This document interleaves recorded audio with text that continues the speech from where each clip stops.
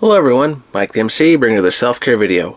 Today I'm going to share with you number 267 of the Catechism with respect to not feeling like we are slaves to a greater power, but more importantly, our brothers, our children of the greater power. And I think that is the context that I think is more powerful than just the word friend.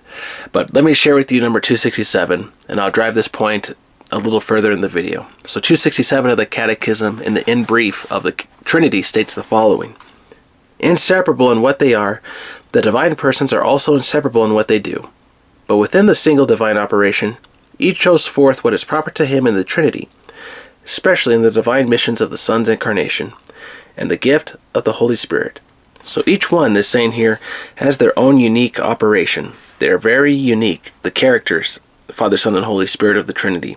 But what's interesting with respect to what I was alluding to at the start of the video is that, right, more than just giving credit to where credit's due, you and I, if you recognize that we are given the ability to speak, to talk with other people, to have relationships, even in this terrible world that people say, oh, it's so toxic, there's no such thing as loving relationships anymore, it's very possible to find them when you allow the relationship to flourish and have that patience. But point being, you're not made as a slave to a greater power. And I say that from this idea that, okay, people say, oh, you can be friends with your parents or friends with the people.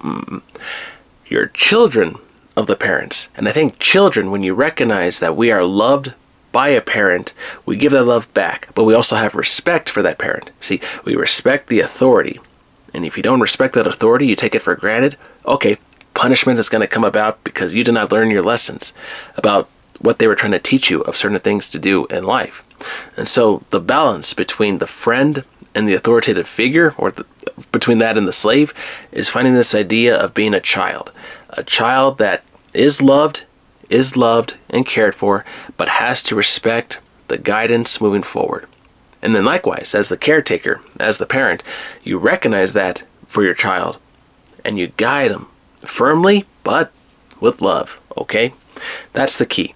Finding that balance of being a careful, gentle leader. Now, take it for granted, okay, if that person is going out of line, okay, put them back straight. But do so in the way that they are not maligned to go against you and turn their back on you when you need them, when the day counts. How many of us can recognize the people that were backstabbed by others in society? In stories, on sports teams. You thought the coach had your back, you thought the teacher had your back, you thought the student had your back, all these things. You put all your eggs into one basket, right? And all of a sudden the backstabbing happened because you were too, how should I put it, disconnected with the person, from them, that you, through the authority, lost who they were as an individual that has the capacity to grow and learn from the mistakes. Likewise, as a learner, don't forget that the one in authority has to be able to guide you firmly. To guide you firmly to where you recognize, okay, they're teaching me a lesson. I should be humble. Let me accept my mistakes, lick my wounds, and just say, okay, I was wrong in this moment. Thank you for teaching me the lesson. I won't do it again. These are powerful skills to recognize between student and master. But going back to the Trinity, each one having their own unique perspective, right? Each one having their characteristic. What I'm trying to drive out is that each one has a loving characteristic to themselves. They're not just bland characters. They're not bland leaders. Likewise, you and I are not bland followers. That is what's so unique about the disciples, where Jesus picked each one uniquely. There is a purpose. There is a purpose that is not bland. You and I are not bland people. We are unique, and whoever finds this video should be inspired to recognize, okay, we are unique, for those of us who like to listen to holy, profound things, but more importantly, listening to the problems of the world and trying to solve them through our unique perspectives. And maybe people don't understand us.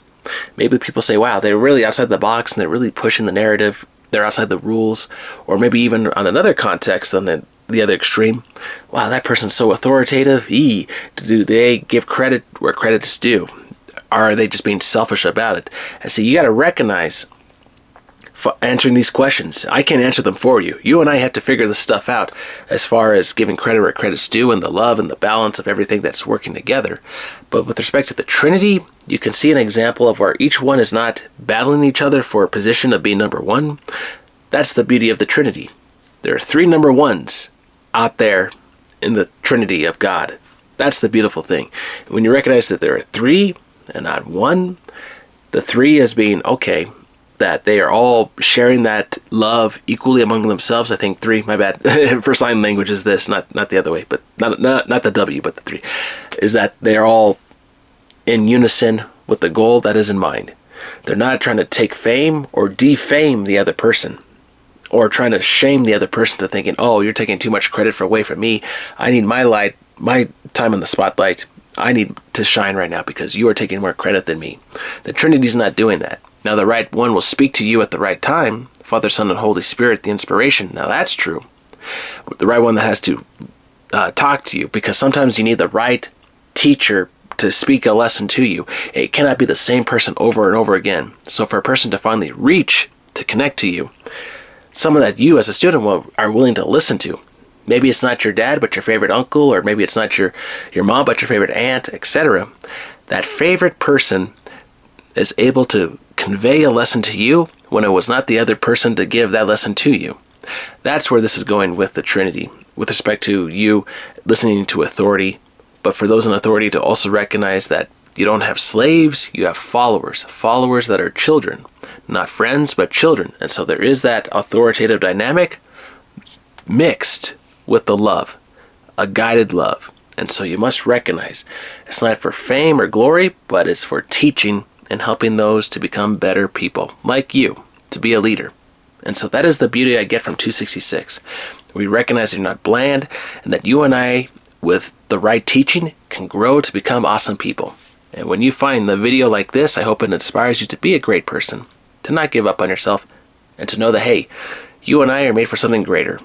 And when people are saying that you and I are just poor people, we cannot have beautiful relationships, etc., or these beautiful things, pray for that person that they find peace, but you and I can walk away, shake the dust off our feet, as to say, and just find peace in our own life to keep traveling and moving forward.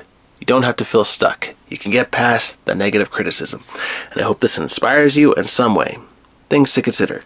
Alright, I hope this video finds you well today. With number 266 of the Catechism, recognize that the Trinity, Father, Son, and Holy Spirit are not battling each other over who's getting more fame over who, over what, but each one will speak to you instinctively at the right time when the right teacher has to speak to you.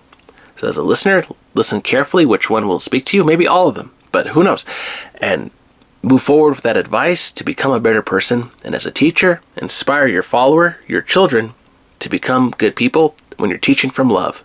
Things to consider. Alright everyone, hope this video finds you well. Take care, have a good one.